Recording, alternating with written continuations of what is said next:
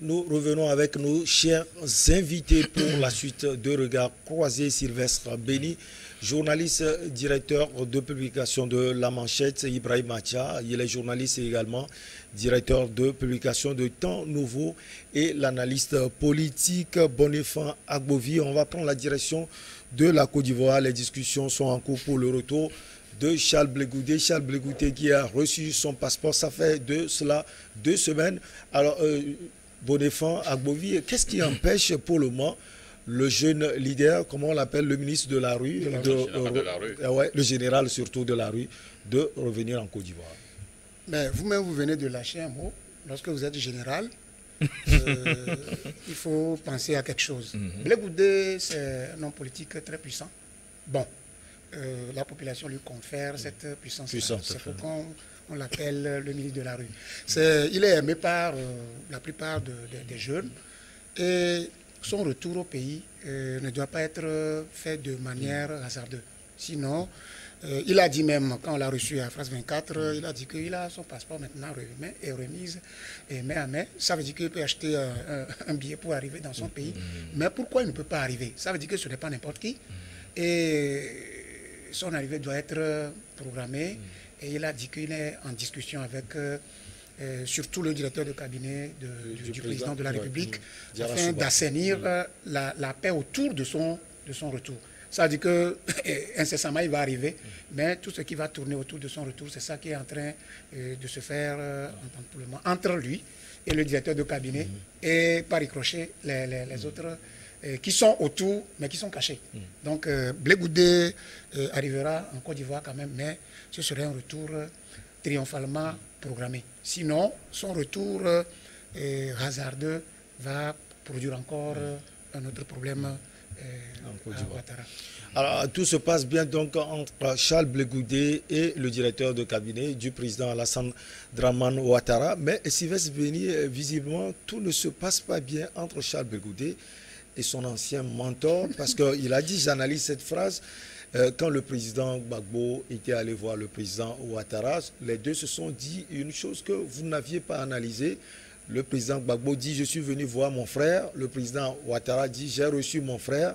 Alors, Gbagbo, c'est mon père. S'il va voir son frère, c'est que Alassane Ouattara, c'est mon oncle. Apparemment, quelque chose se passe au niveau des Gors. Quelque chose se passe. Bon, peut-être que nous ne sommes pas dans les secrets de Dieu. Mais ce qui se passe et ce qui est visible, ce qui est apparent, c'est que ces trois politiques-là essaient donc de consolider la réconciliation, le processus de réconciliation qu'ils ont lancé.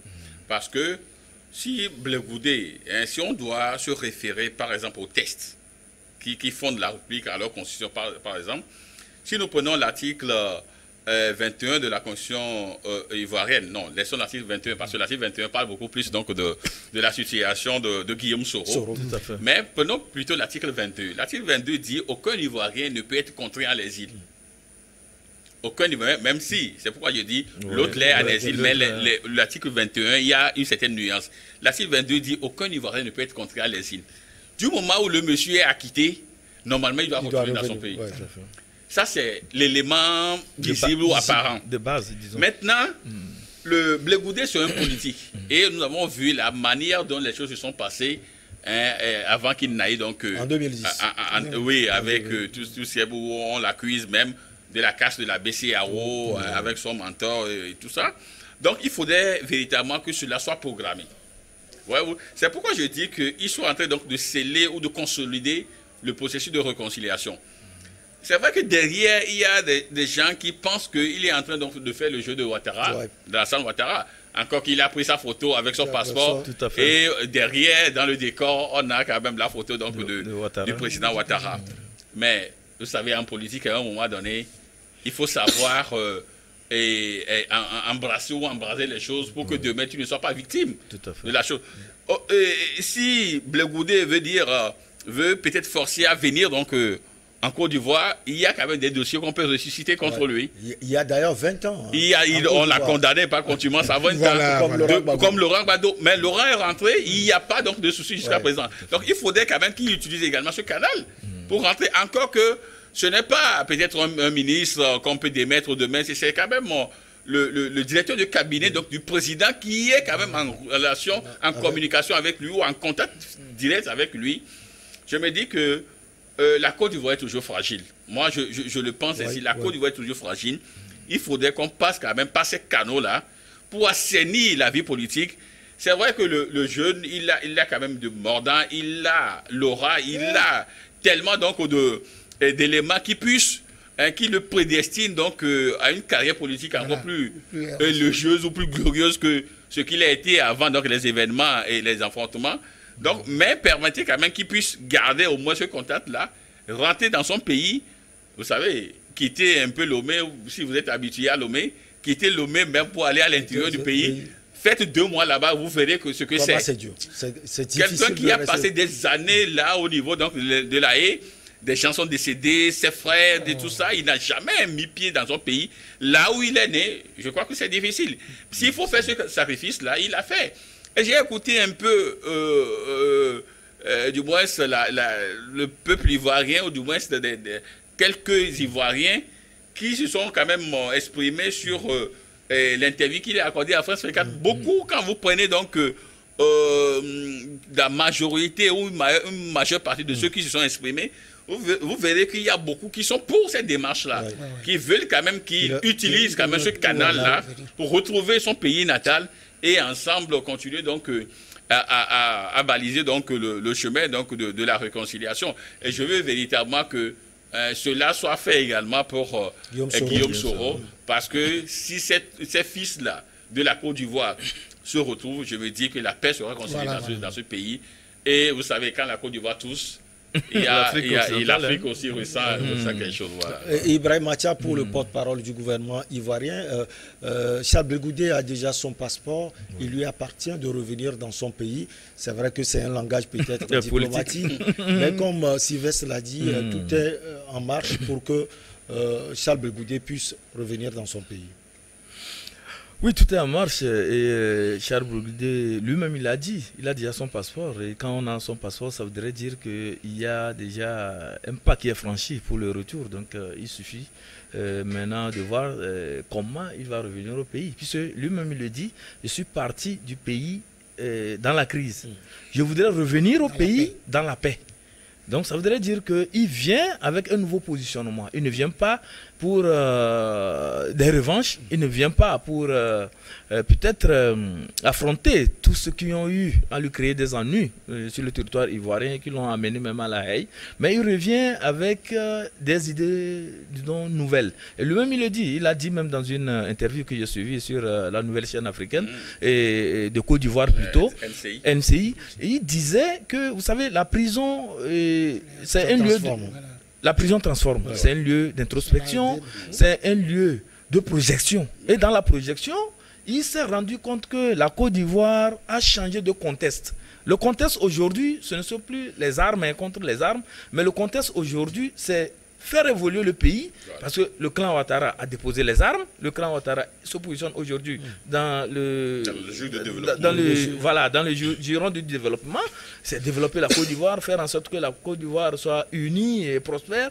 Et donc lui aussi, il a compris ce contexte et il dit non, si je viens au pays, et je viens pour me positionner et faire avancer cet élan de paix que le pays a amorcé. Donc il vient participer, aussi donner sa touche à la paix. Mais il ne dévoile pas pour le moment le secret, parce qu'il dit, il maintient toujours un mystère autour non pas de son retour, mais en tout cas des ingrédients qu'il apporte pour booster vraiment cet élan de la paix. Il dit qu'il tient ça en secret, mais toutefois, cela ne voudrait pas dire qu'il est en train de lâcher Gbagbo au détriment de Ouattara, puisque quand vous le suivez, lui-même il dit Gbagbo c'est son père. Et jusqu'à preuve de contraire, c'est son père, il restera son père. Lui, il a déjà eu son héritage de Gbagbo parce qu'il a été son co-détenu à La Haye. Donc il a beaucoup reçu d'enseignements avec Gbagbo. Lorsqu'ils étaient à Abidjan en train de faire la politique, il a aussi hérité beaucoup de choses de Gbagbo. Mais s'il revient en Côte d'Ivoire, ça ne voudrait pas dire qu'il va rejoindre immédiatement le clan Gbagbo, mais il reviendra en tant qu'acteur politique, puisque lui-même il ne cache pas ses ambitions. Il dit son rêve c'est de gouverner la Côte d'Ivoire un jour. Et bon, certains ont cherché à savoir est-ce que lors des élections prochaines présidentielles présidentielle prochaine, il va se présenter. Il dit non, lui l'a dit, lui va gouverner la Côte d'Ivoire un jour. Ça voudrait tout simplement dire que de ne pas mettre la date ou bien un calendrier autour de la chose. Mais ce rêve, lui le caresse, il va diriger la Côte d'Ivoire un jour. Pour pouvoir diriger la Côte d'Ivoire, il faudrait maintenant qu'il se positionne dans une dimension qui puisse requérir l'assentiment de la majorité des Ivoiriens. C'est ça, il dit, la paix. Il a beaucoup changé et il ne peut pas arriver dans un pays et commencer à avoir des difficultés avec les autorités qui sont en place et que ça ne s'est jamais fait. Même le retour de Gbagbo, ça a été un retour négocié, quoi qu'on dise. Et le retour des autres acteurs aussi, autour de Gbagbo qui étaient au Ghana, au Libéria, un peu voilà. Ça a été négocié. Donc pour Guillaume Soro, ça doit être aussi un retour qui se négocie. Et c'est là où il a dit quelque chose qui m'a beaucoup plu. Et je vois que le monsieur a beaucoup changé. Il dit que les autorités qui sont au pouvoir, c'est eux qui ont les clés, les leviers de l'action politique dans le pays. Si vous voulez revenir ou bien si vous voulez arriver dans le pays, vous devez forcément passer par eux. C'est un protocole. Cela ne veut pas dire que vous êtes en train de vous soumettre à la volonté de quelqu'un ou bien vous êtes en train, ou bien, comme on le dit, de retourner la veste. C'est loin de là. Il faudrait que les acteurs politiques, surtout en Afrique, le sachent. Parce que le plus souvent, quand il y a conflit dans un pays et qu'on n'arrive pas à s'entendre, les gens pensent que les autorités qui sont en place, c'est des ennemis, c'est des gens à qui il faut manquer de respect, c'est des gens à qui il faut vraiment jeter tous les torts possibles, les injurier, les diffamer. Non, je pense que cette démarche-là, l'Africain d'aujourd'hui, surtout la nouvelle élite, a compris que ce n'est plus ce positionnement-là qui peut amener les gens à aller vers la paix. Parce que la paix est très chère à l'Afrique. Et Guillaume Soro a vite compris, et j'ai dit que Charles Blé Goudé a vite compris, et il s'est dit que lui va se mettre dans une démarche, il ne m'a mis pas d'élégance politique. D'élégance politique. Donc, il revient, il suit tout ce qu'il y a comme formalité à faire avant d'arriver dans le pays. Ce n'est pas un retour, lui-même il a dit, triomphal. Il ne veut pas triompher de qui que ce soit, lui revient dans son pays parce que la Côte d'Ivoire lui est chère, il veut aussi arriver et apporter sa pierre au développement de la Côte d'Ivoire. Je pense que quand on se positionne comme ça, ça peut faciliter les choses et surtout que lui-même, il ambitionne de faire de la politique et devenir même un acteur politique important dans le pays. Ce positionnement, Sylvestre le disait, ce positionnement commence déjà quand même par intéresser la majorité des Ivoiriens qui croient en la paix en Côte d'Ivoire, qui croient que la paix peut apporter quelque chose au peuple ivoirien. Mais ceux qui commencent déjà par parler de trahison, de compromission aussi, et de tout ça là, je pense que Guillaume Soro et Charles Blé Goudé le disait, c'est des gens qu'il faut laisser, c'est des acteurs qu'ils sont en train de faire une théâtralisation, ils sont en train de penser des choses qui ne sont pas en réalité ce qui est véritablement sur le tapis, ce qui est en train d'être négocié. Aujourd'hui, quand les gens le voient, ils disent que non, il a lâché Gbagbo. Il dit qu'il n'a jamais lâché Gbagbo. Il est toujours avec Laurent Gbagbo. Et s'il revient au pays, s'il ne rejoint pas la formation politique de Gbagbo, c'est parce que Gbagbo lui-même sait en son fort intérieur que Blé Goudé est un acteur politique et il n'a pas besoin d'instruments politiques de Gbagbo pour pouvoir avancer.